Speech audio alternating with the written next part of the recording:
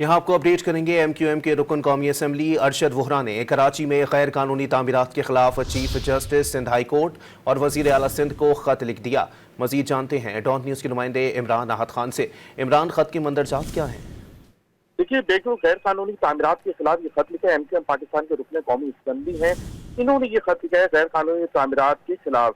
रुकन कौमी असम्बली हसन साहब है, उसके बाद अब कौमी असम्बली के रुकन है डॉक्टर अरशद वोहरा, उन्होंने भी गैर कानूनी तामीरात के खिलाफ जो है वो फट पड़े हैं।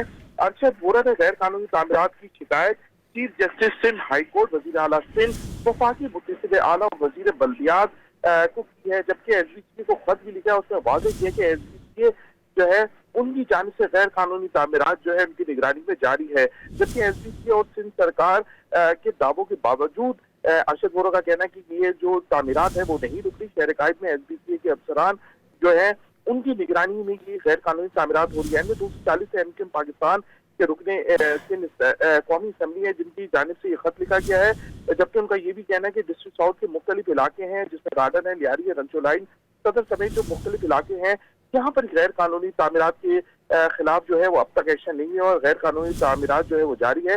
गैर कानूनी तामीरात से उनका कहना है कि मेरे हल्के में इंफ्रास्ट्रक्चर जो है वो तबाहाली का शिकार है, जबकि गैर कानूनी तामीरात की सरपरस्ती अगर फौरी तौर पर नहीं रोकी तो इनका कहना है कि रुकन कौमी असम्बली तमाम वहाँ की अवाम को लेके एहतजाज करेंगे। जी बहुत शुक्रिया इमरान।